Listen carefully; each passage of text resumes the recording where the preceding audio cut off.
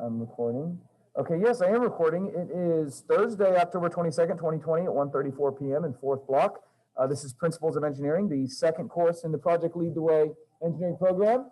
I'm here with Matt and Cody and Jess and all the others. And Kevin's in front of me, and he asked me to go over this problem, which I did yesterday or the day before, and I posted a video on it. And of course, it's riddled with errors.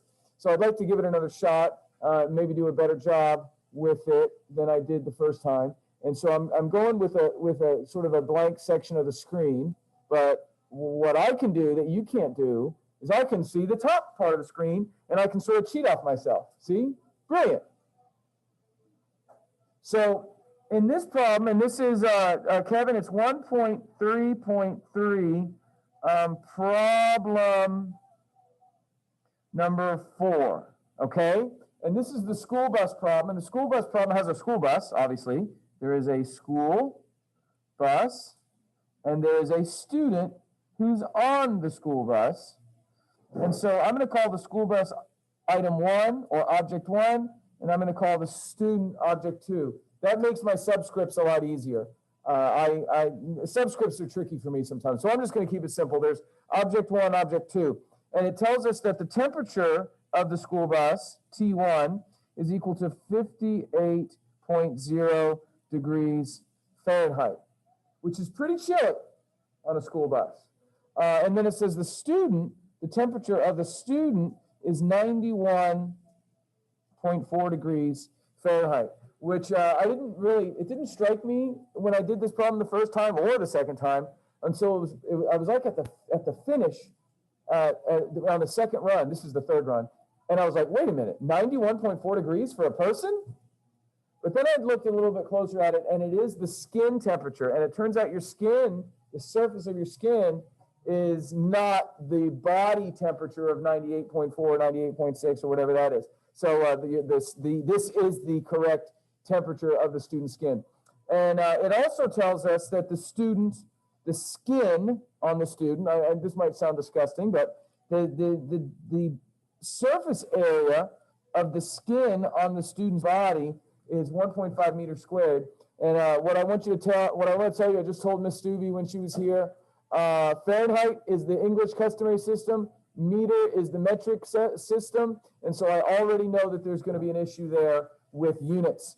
And then it also says there's something called emissivity, I think is how it's pronounced, because this problem is about radiation. I guess I haven't gotten to that point yet.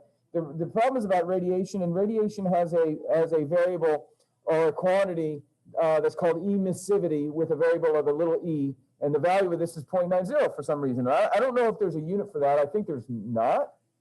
I don't know. There might be a unit, but I'm certainly not aware of it, and I didn't write it down. And then it also says that this kid is on a 20-minute bus ride. So this problem has issues with units because Fahrenheit is not the unit we should be using. Meter squared is the unit we should be using. Minutes are not the unit. Minute is not the unit we should be using. So this Fahrenheit has to be converted to Kelvin, as this Fahrenheit does. And meter squared is good as is. And this 20 minutes has to be converted to seconds. And this 0.90, I don't even know if it has a unit. So if I don't know if it has a unit, I don't know if it needs to be converted or not. So I'm just gonna hope for the best, Jess.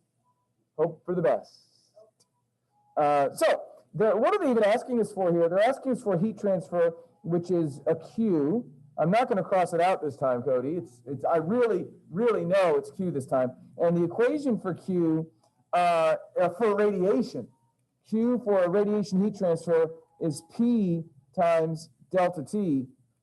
And so P is going to be the energy transfer rate of radiation, the energy transfer rate of radiation. And if you take that and you multiply it by the time that energy transfer applies or occurs, then you can get the total heat transfer in Q, which is the pretty much the regular Q is capital Q is like the regular heat transfer that we're always looking for, and the unit of that will be joules, I think. Joules. Units are going to be tricky, like I said. So this P is really the problem because we don't know what P is. The equation for P we had to dig for. We finally found it in the PowerPoint, And even when we found it, we were still like, what in the heck is that? Because the equation for P equals sigma, that's a little lowercase sigma from the Greek alphabet. It's supposed to be more of like a circle with a little hook on it. And then A, which is the surface area, that was given. And what's next? E, which is the emissivity, which was given. And I didn't mention what sigma is, because I don't know what it is. But I'll try to figure that out. It's just getting uglier and uglier. Yes, you may. So sigma AE times the quantity T sub 2, the second temperature here, got to be converted to Kelvin, to the fourth power for some reason, minus T1 to the fourth power. T1 is the 58 degrees, has to be converted to Kelvin. And then this sigma business, it turns out that sigma is, I think it's called Stefan. You know Stefan, like Urkel when he became the cool dude? You know Urkel from Stefan? I think it's Stefan's constant. And so I'm going to have to tell you that number. And I think it's sigma equals, I think it's 7.7, I hope I'm right, to the -8th. Interesting little number, literally a little number. So that's what goes in for the sigma. We've got the area, which is 1.5 meters squared. We got the emissivity, which is 0.90. I'm going to go ahead and start substituting in those numbers. 7.7 times 10 to the 8th times the area, which is 1.5, times the emissivity, which is 0.9. And then we've got this T2 to the 4th. So it's going to be a number to the 4th, minus T1 to the 4th. So that's going to be a number to the 4th. Okay, now it looks a little crazy, but Miss Doobie was in here before, and she said, this is straightforward. Don't panic. You just take that to the 4th power. You take that to the 4th power. You find the difference between them. And then whatever you get here, you multiply by 1, 2, 3 other numbers just straight across. Now, I left these blank because the 58 degrees Fahrenheit and the 91.4 degrees Fahrenheit is not the right unit. So I can't substitute those in as is. I have to convert them. And I'm not going to go through a conversion with you because I don't care. I mean, I care, but I don't care enough to spend the time converting because we have some high-tech tools like Siri, right? So I can ask Siri, or you can ask Google, you can ask any sort of technology. It is 2020.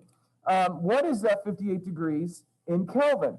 And it turns out, because I'm cheating and looking back at the solution I have up above, 287.6. 287.6 is the temperature in Kelvin for 58 degrees. 58 degrees when you convert it to Kelvin. And then the 91.4, because the T2 goes first here, the 91.4, again, I'm cheating. I'm looking up above, 305.9. And Kevin, if these numbers are, my error is from above, if this is the source of my error, well, I'm just going to make the same error over again, and that'll be unfortunate. And so then, let me see what I have then. I'm very, very nervous. I made a mistake, Kevin. This number is wrong. This number is wrong, which makes that number wrong. Okay, calm down. Let's slow it down. That number is wrong. I was looking at the wrong thing up above. Okay, the number actually is, for the sigma, 5.7 times 10 to the -8. 5.7 times 10 to the -8. So let me rewrite this. 5.7 times 10 to the -8 times 1.5 times 0.9 times two numbers. And that's going to be 305.9 to the 4th power. Now, again, I've already done this. I'm cheating off myself. 305.9 to the 4th power is 8.8 times 10 to the 9th power. And then the 287.6 to the 4th power, that is going to be that's supposed to be 6.8. 6.8 times 10 to the 9th. 6.8 times 10 to the 9th. Okay, number, 3 numbers. A number to the 4th and a number to the 4th. Yes, those are there. We have to find the difference between those two. And even I, Kevin and Al, even I can take 8.8 times 10 to the 9th and subtract 6.8 times 10 to the 9th. And I can do that, and I can get 2, because 8.8 minus 6.8 is 2. So Oh my gosh, I'm out of room here. So it's going to be, I'm going to go over here. Trust me, I'm writing over here, and I'm going to try to represent this correctly. 5.7 times 10 to the negative 8. Yes, I know I'm off the screen. And then 1.5, and then 0.9, and then remember this 8.8 minus 6.8 is 2 times 10 to the 9th. Okay. Whoop, right? Oh, don't look at that. Okay, look at that. So I just transferred over all those numbers from there, transferred them over here. If I was better prepared, I wouldn't have such a sloppy notebook for you to look at. All right, so these four numbers now, the sigma and the A and the sigma and the A and the E, those three numbers, remember they came from all this stuff over here, the sigma and the E and the A. I just used all those numbers, brought them over here. And I did the temperatures, remember the temperatures, and I converted them from Fahrenheit to Kelvin, and then I took this one and brought it to the fourth power, this one brought it to the fourth power, and then subtracted them and ended up here. Okay. Four numbers that have to be multiplied straight across. Now, I did this last time and may have done it incorrectly, so I'm gonna do it again and try to be safer with my calculation. I'm not gonna ask Siri this time, I'm just gonna plug in the numbers myself. 5.7 times 10 to the negative 8th times 1.5 times 0.9 times 2 times 10 to the 9th equals. Okay, here's the answer that I got for P. P equals 153.9. 153.9. And at this point, I said, oh, everyone, that's the answer. But no, that's not the answer. That we're one step away from the answer. P equals 153.9 is not what we're looking for. I thought it was, but actually, we're looking for Q.